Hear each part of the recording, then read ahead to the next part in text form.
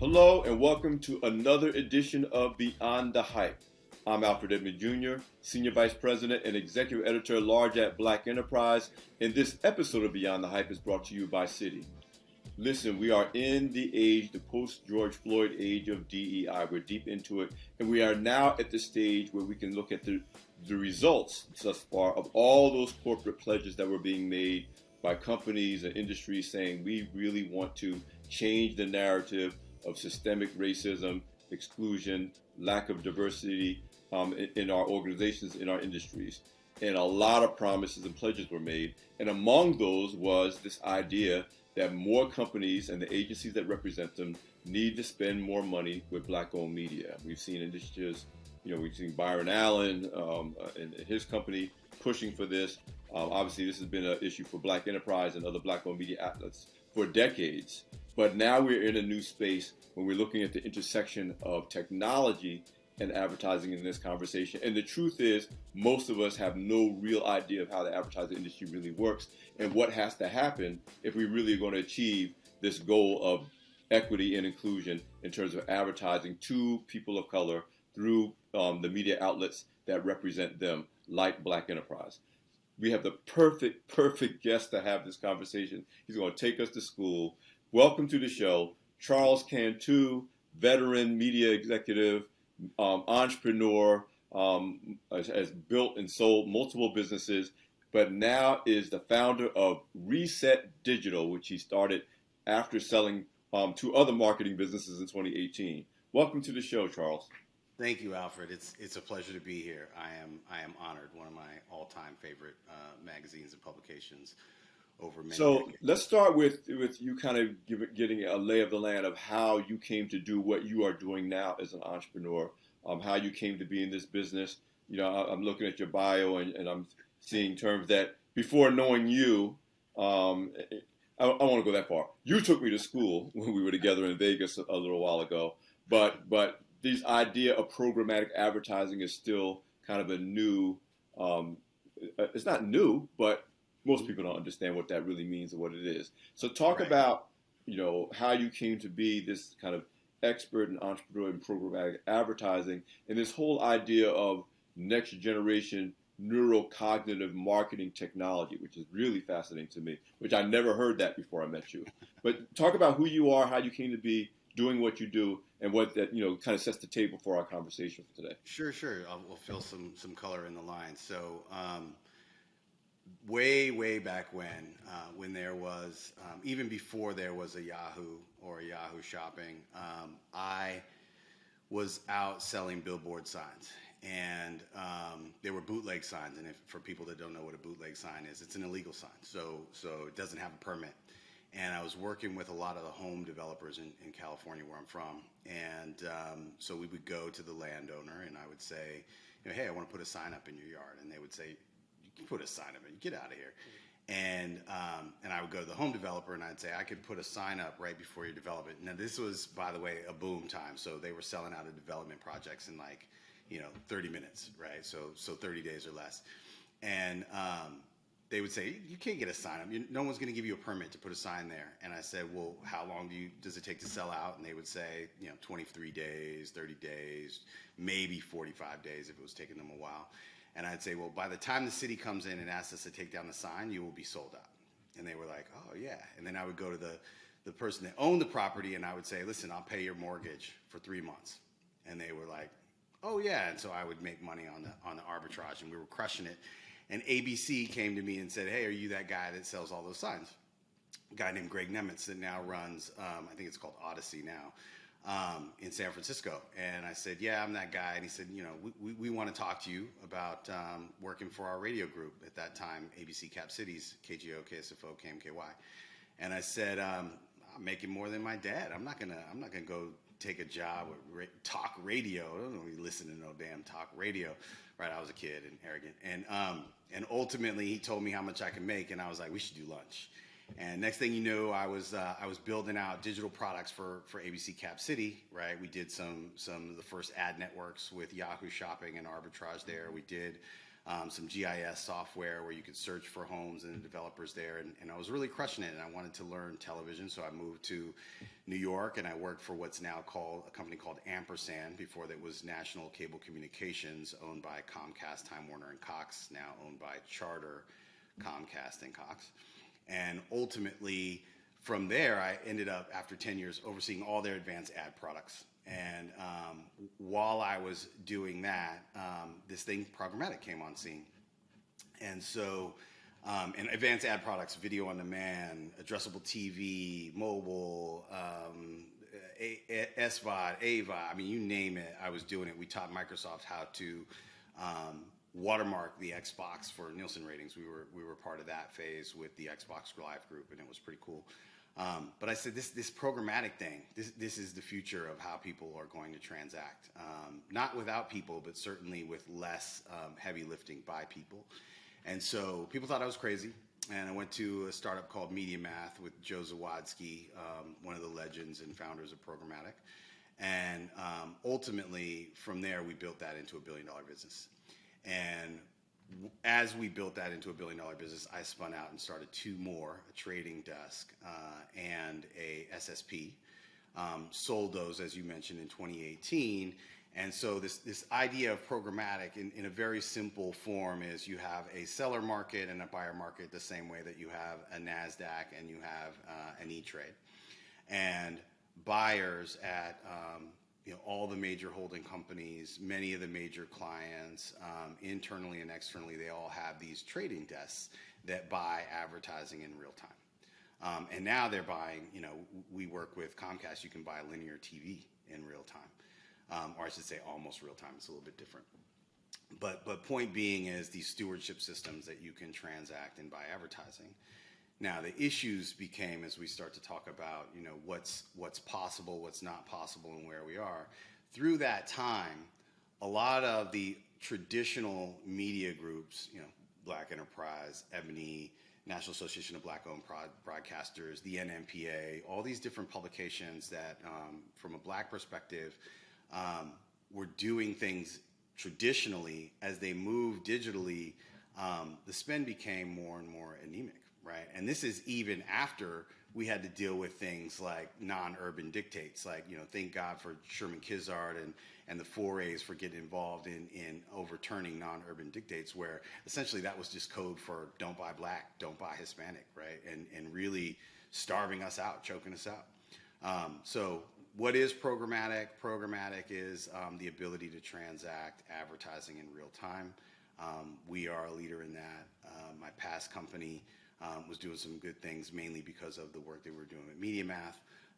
And then my company now, what is Neuro-programmatic? Well, this is my life's work meeting my life's passion. So essentially, I have studied influence, cognitive science, psychology, culture, anthropological studies, all of these things over the last 17 years.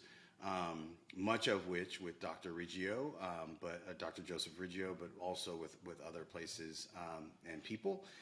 And what came up for me is the way that programmatic has been working in some ways is either not good at best from an algorithmic optimization standpoint, from a data standpoint, or exploitative, right? So you either have bad data or you have good data that is exploitative, because ultimately what happens in technology is everything is zeros and ones. We all know that.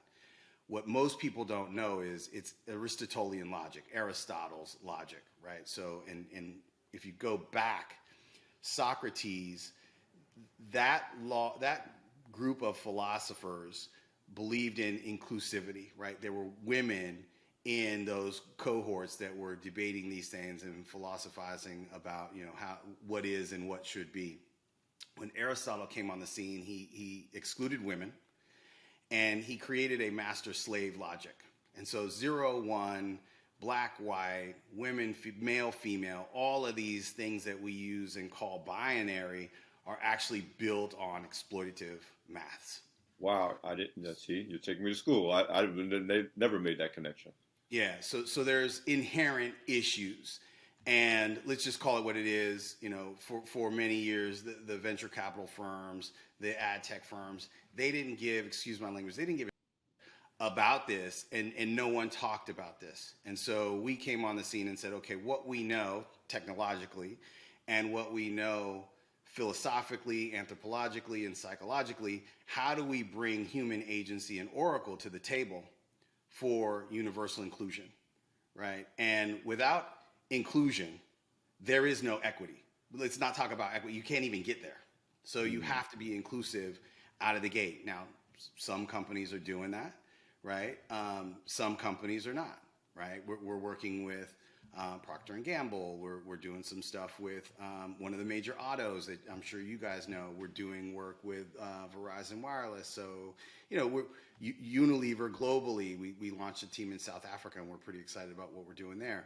So, you have some companies coming to the table doing the thing, and then you have some companies saying they're doing the thing and not doing the thing. And so it's really interesting where we are in a space in time. But what I love about where we are is we're approaching a place where everyone knows, from the clients to the agencies, that we're hitting the year of accountability. So whether it's here in fourth quarter or it's next year, everything's going to be exposed, right? Because there are Black firms, Black publications that are getting frustrated, very frustrated, that the systemic issues that are blocking, right, and we've experienced them at Reset Digital, but that are blocking the ability for the money to flow is a big issue. It's a big issue, especially when people have gone on record and promised, big things. You say that period of accountability, that age of accountability, and I remember when we heard all of the, many of them very performative announcements around, how horrible that the 8 minutes, whatever number of seconds of the knee on the neck, and companies, making announcements about pledges and what they were going to do, and I'm sure you were, and we have Black enterprises sitting back and saying, okay, there's the pledge and then there's the delivery, and we're not going to see delivery. It'll be a couple of years, and you're right. We're now at that threshold of, okay, now what's happened? There was the promise, there was the pledge, and here's what happens. It was happening now, and that's why when we talked in Vegas at Programmatic 10 conference that Charles and I spoke at, I was like, we need to put a spotlight and make sure our audience is paying attention, because you can be asleep at the wheel, and we all seeing whether you're at your church or at a telethon where everybody makes these major pledges. But it doesn't matter until you collect on the pledge, and we are in that collection window. There's a couple of things I wanted you to build on, though, in the things you said. Actually, two things. One, the myth that I think we all believed, in the early days of Web 2.0, even Web 1.0, that somehow technology and algorithms were non-biased and was going to level the playing field. Finally, I mean, it seems like every evolution of technology and industry makes that promise. And now we know about things like algorithmic racism and how even the algorithms are biased in such a way to maintain the status quo, or like you said, even exploit and make things worse, left through its own devices, if there is not some kind of human intervention and intentionality around that. Sure. Which I kind of want you to build on that as relates to understanding this equation of advertising. I'll point to a book. I don't remember the woman's name, but the book is called Weapons of Math Destruction. And it's a wonderful read. It's a disturbing read, but it's a wonderful read to get a glimpse into understanding the exploitative nature of algorithms, right? So you have the thing that happens with coders and engineers is, first of all, it's generally a boys' club. There are not enough. There's not enough diversity. Forget about culture, but it's also male, female. There's not enough diversity happening in Silicon Valley, in Madison Valley here in New York, in Austin, and literally these become these little microcosm boys clubs, and those beliefs, bias, known or unknown, conscious or unconscious, they're being coded in, right? There are a lot of assumptions that have to be made by a coder. I won't even call him an engineer because sometimes it's not even a true engineer or mathematician that are building these things at this point. So you have a viewpoint of the world going into the code that's being written in the first place. Then on top of that, if you don't have stewardship of, why are we doing these things, and what are the outcomes, and how do we course correct if we find something happening? So back to weapons of mass destruction. In some of the police systems, in regard to where they have the police officers stationed or doing their monitoring and so on and so forth, it's looking for. There's a saying in psychology: where you put your attention is where you get your results. So if it's looking for where there has been crime in the first place, and so they're putting more attention on those areas, all of a sudden they're going to find more things, and then that self-perpetuates, and then ultimately you have these issues of abuse and over dominance and all these things that happen in black neighborhoods, right? And I've experienced them firsthand, right? We can all tell our stories.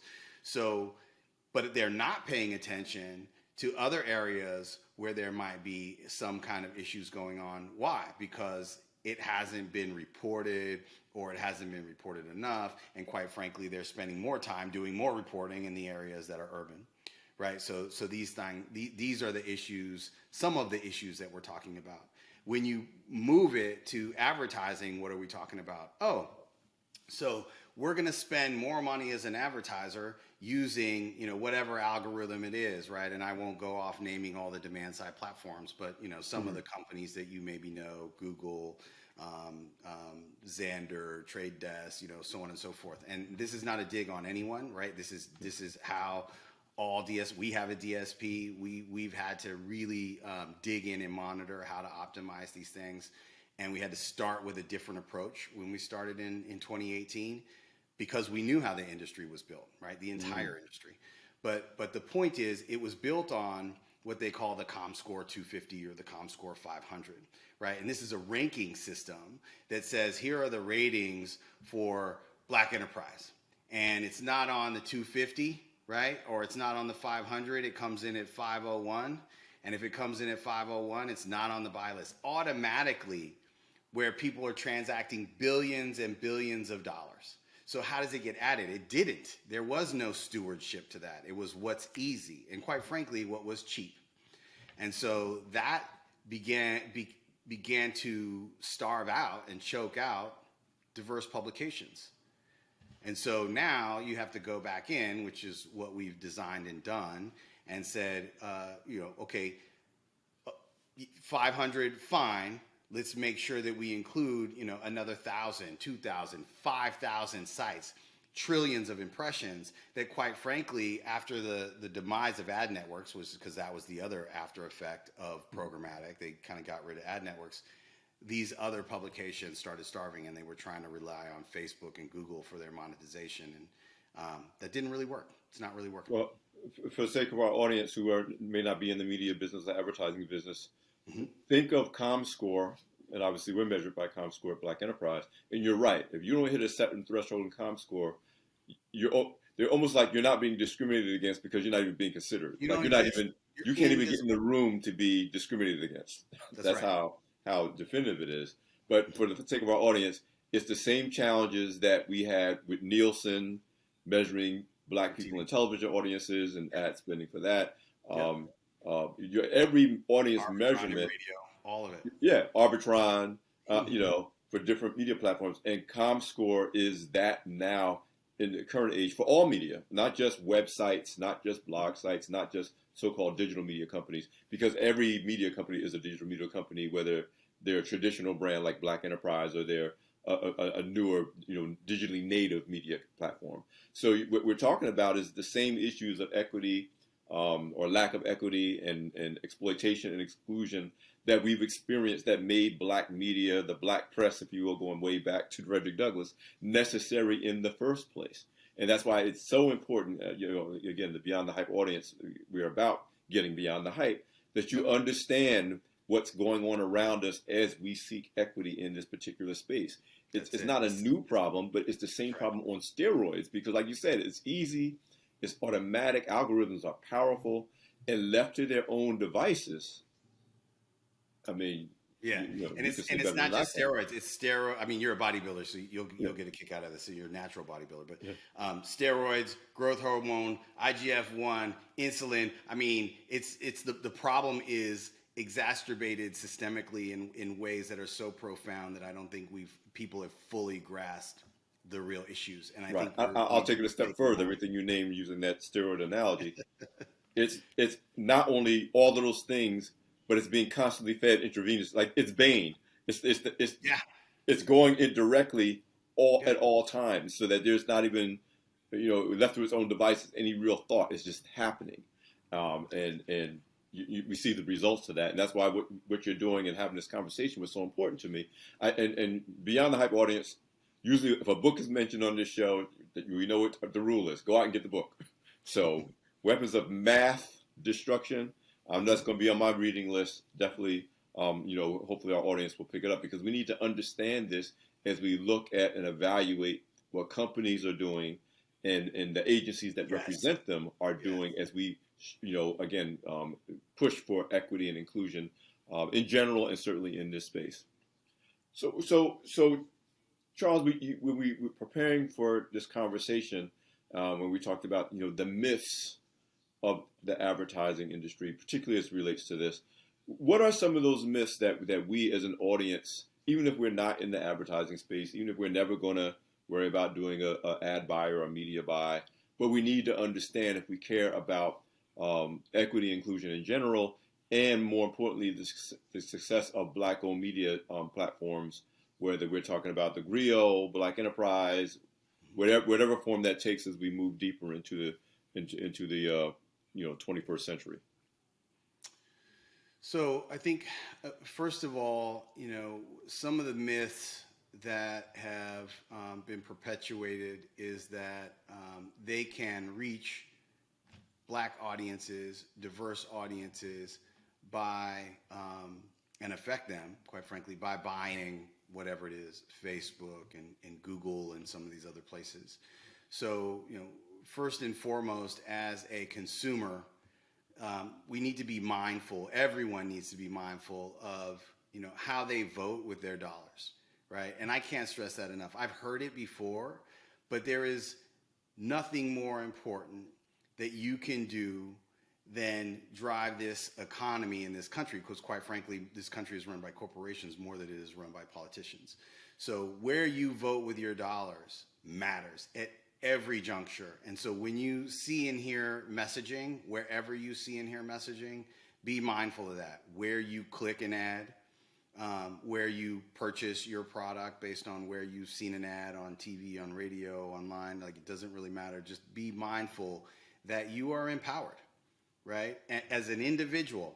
And if we're all making those kinds of decisions when we know that, TikTok is being exploitative to us and our children in regard to our data and the types of stuff that they're mining from our keyboard strokes, we need to hold people accountable, right? And we can do that with our dollars. If you are in the industry, then we need to be having those kinds of conversations, right? Because I am a part of the Trust Project, right? I'm an ambassador for the Trust Project, which is media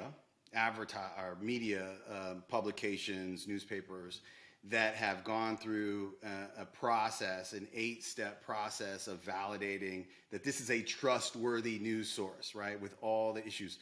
Where you vote with your attention is also voting with money, because ultimately these places where you read and put your attention, they actually are charging for that attention and they're making money with that. So again, understand your power and bust through, because we always thought as consumers, and the myth was that they're providing a service to us, we're lucky to have free television.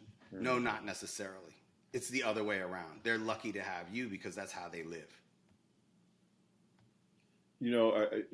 So many of the themes that you just laid out, again, they're like you said, they're not new.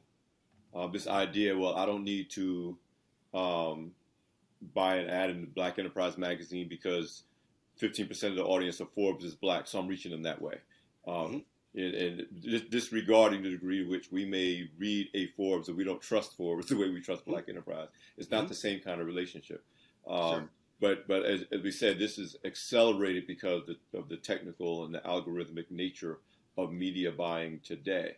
But your whole thing about it's even more important because of the nature of media today, that we pay attention to, and you name some of them, in terms of some of the clients you work with, P&G being one that comes to mind, because they made that really powerful presentation at Programmatic about what they're doing with the Black audience in particular. But that it matters that you pay attention to which brands are on which platforms, that the platforms that speak to you as a Black person. It matters. It matters that you know which, whether it's Walmart or Target or I don't know, Macy's, whatever it is, that yes, you want to shop at the places that have the stuff that you want, but it also matters that you shop at those places or spend with those platforms that when you're looking at whether it's again the Griot or Black Enterprise or whatever, and you see that there is actual investment against you as a consumer market, because now the result is instantaneous. Back in the magazine world, you saw an ad in the magazine, there may be some residual, response that's a benefit of that ad being in the magazine. Now, either you click or you don't. Either you share or you don't. Either you purchase, which we found out during the pandemic. Man, I'm on my phone buying stuff every day, and it's like, why am I doing this? But it's so easy. Yep. But you can't let this kind of thoughtless consumerism, this unconscious consumerism. Well, that's what they want, right? So cognitively, if we get in the neuromarketing stuff, which I know we're yes, please. That's what they want. These user interfaces, they call them UX design. They're designed with cognitive scientists for you to do mindless activity, swipe up. So people are in their bed with their phone and messing up their neck, and quite frankly, it's mindless, right? It's literally to get you to just be on autopilot and to push information in, quite frankly. And again, when you're doing that, if you haven't already stopped, or when you stop, you're voting with your attention. And I want to be very, very specific to that. Attention is real money, okay? That attention is real money. So I'm not saying don't use, whatever it is, Instagram, Facebook, YouTube. I don't care. That's your choice. But be mindful that you also spend your attention with places that matter: Black Enterprise, AURN, Urban One, Revolt, whatever those places are, so that they get capture the dollars. Because no matter what happens, whether inclusivity really becomes a thing, right? And I am not sure, right? Because I think this is a marathon. This isn't a sprint. If it really, really becomes a thing, great. If it doesn't, then these are the people, Reset Digital these are the people that hire diversity, right? Inherently. These are the people that are hiring, Blacks, Latinos, Indigenous, disabled. We've been doing this for decades. This is we're not talking about it. We've been about it. On the other side, yes, companies like Procter and Verizon are doing the thing, but you have to be mindful. Then vote with an AT&T or a Verizon or a company that is not just talking about it at an inclusivity event. They're voting with their dollars because you're voting with your attention. Yeah, this whole idea, and of course it's been part of Black Enterprise's editorial mission since day one, paying attention to not what companies say, but where they're putting their money. Who are they hiring? Who are they spending their money with? Who's on their boards? Who's in the senior executive suites helping to make those decisions? And if we're not there, the fact that they got a really diverse-looking advertising campaign with Black and brown faces on it, on a TV ad or whatever, is just that. It is literal window dressing. And if you're not conscious as a consumer, and we don't mean just a consumer of products and services, we're talking about as a consumer of media, like you said. I mean, your attention is actually more valuable than the particular dollar you might spend at any given point. And if you're not conscious of that, then again, you couldn't have put it better. I tell my colleagues, I have, obviously over the years, black colleagues in the journalism business who work at mainstream publications like Forbes and Fortune. Back when magazines were magazines, and I would say to them, I said, if a black-owned business fails to you, that's just news. You'll report on it if it matters. If Ebony Johnson Publishing goes out of business or gets sold, right, that's just a news story to you. Right. I said, for us, that is, a crisis. Because it's materially impacting our lives, our communities, our dreams, our hopes. And so, like you said, it's good if companies do the right thing. And this current lean into DEI, and we're seeing that at least some proportion of corporate America is really, putting their money behind it and really doing some things. Now, I should note, most of the companies doing it the right thing now are doing the right thing all along. They're just doing more of it, and a lot. There's not that many converts. There's some converts, but it's not like most of the companies that are doing it well because they were already doing it, and they're just leaning more heavily toward that value system. Well, they're doing it better, right? They were doing things. Now they're taking it to the next level, because one of the things that wasn't happening, let's just talk about that, in diversity and inclusion was, the biggest bucket of expense that is just now, and I'm talking about being cracked, I mean, it's just now fledgling, is marketing. You're talking about billions, $70 billion, I think was the number, $80 billion was the number that was published, somewhere around there. And none of it was a part of that diversity and inclusion spend. Very, very, very little. Now, there were people that were way ahead of the curve, right? The AT&Ts and the Procters and Gambles to a certain extent, but nothing on the magnitude of what they're doing today, or I should say more likely working and endeavoring to do, right? So, and we're not there yet. We're not even close. Like, I'm talking to holding company heads of investment and others, and we're not hitting our goals. We're trying to do this. We're trying to do that. Okay, and I believe some of them, right? Don't believe all of them, right? There are these systemic barriers that we're really trying to break down, but some of them really are in earnest trying to do the thing. So this is a very interesting time and space, and we got to be mindful of it as individuals that can be conscious. And as you said, we're talking about cracking like the surface, like the threshold. I mean, I know your Universal Inclusion Initiative, your goal is just 3% of all revenues are shared with NABOB and other organizations, diverse media organizations. Yeah, that's our commitment. That's our give back, right? So but that's considered that you would. Now that's a lot of that's a big chunk of money compared to zero. But you're right. We're just at the beginning. Right. So I mean. And here's the thing, I'm just going to say it, right? So if there are viewers out there that are thinking about starting their own website or application or CTV channel, fast channel, app, whatever, do it, right? Reach out to us. Let us help you drive some revenue for yourself and your family, right? Because right now, I mean, there's a big opportunity. Don't call me before you built it. Right. Maybe I give you some pointers on how to build it, but ultimately, don't expect money until it is built. But ultimately, there is a massive opportunity, and has not been this opportunity before. And while it's great that the large players that have somehow survived through the anemic era that are growing, but there's also opportunities for the community now. So take advantage of the situation. That idea of opportunity is kind of a perfect point or perfect time to have that conversation, because the other thing that has changed, traditionally, when we talked about black media, let's say over the last 50 plus years since Black Enterprise existed, or maybe even go back, let's say, we'll say close to 100 years if we talk about the birth of Ebony.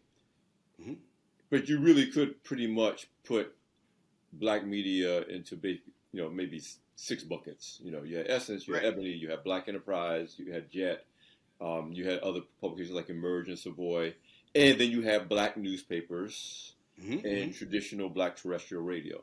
And that was a fairly and finite a and few definable, TV stations. and Yeah, yeah, and a few handful TV of stations. TV stations. So it was a Right. fairly finite and definable universe when you said black media. Today, black media is, there's blog platforms. It's much more entrepreneurial, and there's opportunity. Like Right. you said, after you build it, like I said, you got to build it first. Yeah, and But when I this, say build it, I'm just saying get started, right? Put yeah, up a get started. website, Yeah, get your messaging out there, start talking to people, and then call us. If you've got 100 people visiting, well, that's probably not enough. But if you've got 5,000, 10,000, we have a subsidiary called Rain that's designed specifically to work with those little players and aggregate them up, right? Because when you have 1,000 people with 1,000 impressions, now you're talking about millions of dollars of potential ad but revenue but spent. you're identifying that opportunity was just another reason why it's like our audience needs to care about this, because this is no longer a Earl Graves problem or a Byron Allen problem or Right. it's a Richelieu Dennis problem, whoever the Oprah Winfrey problem, whoever is the titular heads of black known black media platforms. If you are if you capture audience and you're building a media platform, like I said, the audience could be 5,000, 10,000, you 100,000, whatever it is. But whatever it is, there is opportunity for you to the degree that there is intentionality in this space and programmatic and in the advertising industry in general to utilize your platforms to reach the audience to achieve their goals. But left to its own devices, you won't be choked out. You'll just never get a chance to take a breath and be a right. And so legitimate revenue if you generating have business. that child, niece, nephew, or yourself that is, that can build a website, right? And it's easier to do. I mean, there's all kinds of, maybe I'll send Alfred some links where you can post it in some of the recap of this. But ultimately, you can find a template. You can find someone to design this thing, put a magazine up online and tell your story. And be mindful, like when we say about voting with your attention, like if you look at the board and everybody is, HBCU connected, okay, great. That's a subculture of our culture. But what about the people that are, that grew up and are only high school educated, but they're geniuses, right? There's all kinds of folks like that that need to be telling those kinds of stories. And so get that stuff out there, right? There is an audience for it. It's a unique thing, and don't just always rely on Oprah, who is amazing, or any of our heroes and heroines. Like, great, they're amazing people, but what about the voice of the grassroots and get that stuff out there, right? And make some money, right? I'm talking about, you could be making $100,000 to $1 million, with not a huge amount of effort telling your stories. So listen, as we wrap up our conversation, I always like with our guests to kind of leave with kind of a forward-thinking, agenda-oriented mindset for our audience. What do you think is like kind of the things that we need to be paying attention to and perhaps even taking action on, whether we're in this industry or we're just people who are affected by this industry going forward, in terms of what you see over the next 2 to 5 years? I mean, I hear and feel and have heard from so many guests on the show from all different industries and walks of life of this kind of what's happening is good, but I'm very cautiously optimistic, and we'll see how long it lasts. But Right. we Well, have that's to do all some code certain for things to it's keep not it enough, going. right? That is literally code for it's not enough. Mm. It's not impacting the way that it should be. And so that's what the code is, right? When people are on stage saying, well, it's and these people are great, like it is not there yet. And so there are still systemic issues that everyone is trying to figure out. I don't even say everyone is trying to figure out. There are people trying to figure out, and there are people going, yeah, I hope it fails because I don't really care, and I'm just going to keep doing the thing that I've been doing because it's easy. Humans are nature of habit. They don't even have to be racist or biased to be lazy and not want to do the extra work required to get to where we all need to be, right? So on an optimistic level, this is about grit and tenacity, which we all have as a culture. So apply that to where you put your attention, where you spend your money, If you're in our business, how you have the conversations with the agencies and the brands. If you're on the agency and brand side, how you have the internal conversations as champions. I know you're tired. I know you're worn down. I know you're doing back-to-backs. But ultimately, if we don't get over the hump, then we will, shame on us. Shame on us. Yeah, and I would extend that again to us as a broader audience to the degree, and I would say broader audience of Black people who are looking to try to move the ball down the field, further down for our children and their children. Mm-hmm. Yeah, you'll have those pivotal moments. You had, the lynching of Emmett Till, when once upon a time. We have George Floyd. We had the murders of Dr. King and Malcolm X. Yeah, there's going to be these moments when we're all of a sudden like energized, both as a people and as a country, and in this case as a world. And you're going to see some short-term but very immediate results. But that's not what gets it done. Like you said, it's the grit, it's the tenacity, is what you do when nobody's paying attention, when you're not making the news, when you are tired, and you're like, why do I have to do this? And it's not fair that I should have to do this. But that's where the real progress is made. And so, again, the reason when we had that conversation in Vegas, I was like, I need to have this conversation on Beyond the Hype, because this is the DEI work that doesn't hit the radar screen of the public consciousness. There's not going to be, it's not like the sports industry where there's going to be a report on it every day about what's going on in that industry. And so if we're not leaning into that, we can get tired and distracted and fall off. Right. And I don't want to bash DEI work, because it's important and it has been important. But a lot of what we see is, and I even saw this with the Association of National Advertisers, it's here's our guidelines for you as a Black business, as a diverse owned business, that you should follow to do business with these major companies. And major companies, here are some guidelines on how to transact. The issue that I have with that is, if you're a brand, having worked on all sides of this business, if you're a brand or a marketer or agency, then you know what you're doing and what you're not doing. And you know that you can peel off, we're talking about 1-2% for a holding company like W2PP, which is hundreds of millions, if not billions of dollars, that you can peel off a half a point here or a point there and push it to Reset Digital and all of its Black or Hispanic or Asian. I mean, we have it all, but like ultimately you can push it to those types of publishers and have an impact. So by saying you got to follow these guidelines to do the thing, you're actually putting up barriers for the smaller players. It's not going to affect us necessarily, but I don't know that that's necessarily where we need to be today, right?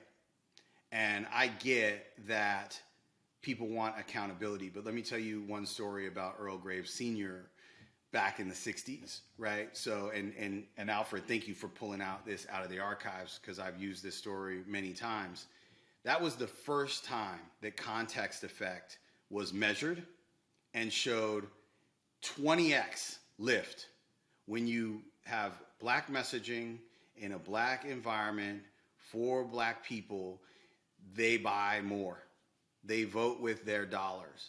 It's felt. And whether that's happening consciously or unconsciously, and I would argue it's happening both ways, that matters. That was in the 60s, and we're still talking about it today. Mm-hmm. Listen, man, I could go on like with most of my Beyond the Hype guests. I can't believe I get paid to do this for a living, because I love these conversations and I could go on forever. But I really do appreciate the value of your time. Are there any final thoughts that you would like to leave on this topic? Because obviously it's what happens after these conversations, not during the conversations, that dictates the value of the conversation. So again, I'm always challenging my audience. What are you going to do after you've heard this? And also, what is the best way for people to kind of stay in touch with what you're doing, what Reset Digital is doing, and definitely we need to continue this dialogue and this conversation going forward. Well, as a partner of Black Enterprise, stay on using Black Enterprise. Follow us on LinkedIn. Follow me on LinkedIn. We're always out there, and we're always putting out some kind of update or information, at least on a monthly basis. So these things matter. One of the things that I will say that I'd be remiss if I didn't say is this idea of voting with your intention is all about intention. And so when you consume media, start to look at the archetypes. I got this from Dr. Marcus Collins, and if you don't know who he is, he's got a new book coming out next year that I met while I was doing work with General Motors at their worldwide headquarters. Brilliant guy that talks about culture, and ultimately, there's this idea of these archetypes that are being perpetuated, and our youth and sometimes our adults are getting information from their news outlets. They're getting information from magazines. They're getting information from wherever they are on the internet and so on and so forth. And they're not being mindful of the professor or the rebel or the wild card and how we fit into those stories and whether you're going to accept those or not. And again, this is being intentional, of understanding, because if you're going to break out of the matrix, you certainly have to see those things. And just as you're consuming media, and again, shout out to Dr. Collins, is take that exercise. Every time you consume media, who's the hero in this, who's not, where is it being put in, are they the jester, so on and so forth, right? And start voting with your attention and dollars. Like I can't even stress that enough. Listen, Charles, thank you for being a guest on Beyond the Hype. Thank you for everything you're sharing. We're probably going to need to do a follow-up on this conversation as it goes by, maybe 6 months from now or 9 months from now, as we see some of the initiatives that are now either going to bear fruit or not bear fruit. Again, you guys should be paying attention to what's happening in the advertising industry in terms of industry-wide pledges as well as individual company agency pledges. Do pay attention to the work of the companies that are at least trying to do something in this space, and that behavior should be rewarded, because if it's not rewarded with attention and dollars, it's not going to continue, and it's not going to get better, and it's not going to incentivize those companies that aren't doing anything to realize that they're at a competitive disadvantage if they don't do anything. Because they're not going to necessarily be motivated by, we want to make things better for people, but they are motivated by, we don't want to be at a competitive disadvantage in the marketplace. And so that's why voting with our money and our attention is so important. So again, Charles, thank you for joining us for this edition of Beyond the Hype. All right, brother. Yep, and this has been another edition of Beyond the Hype. As usual, we took you to school. Now you need to do some homework to stay on top of this, not whether you're in this industry or not. And listen, we'll be back next time. This episode of Beyond the Hype, again, was brought to you by Citi. I'm Alfred Edmond Jr., Senior Vice President, Executive Editor-at-Large at Black Enterprise, and I'll see you next time. Take care.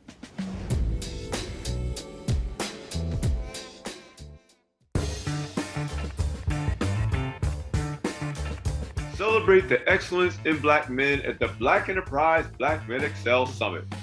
Meet our country's best and brightest Black men who are redefining their image. We need to make sure that the world knows that we are here and that we are doing our business, so let us salute ourselves for that.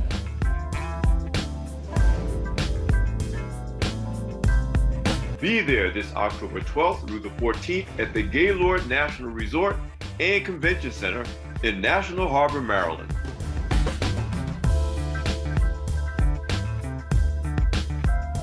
It's time for people to see that Black men are doing great things and doing it positively.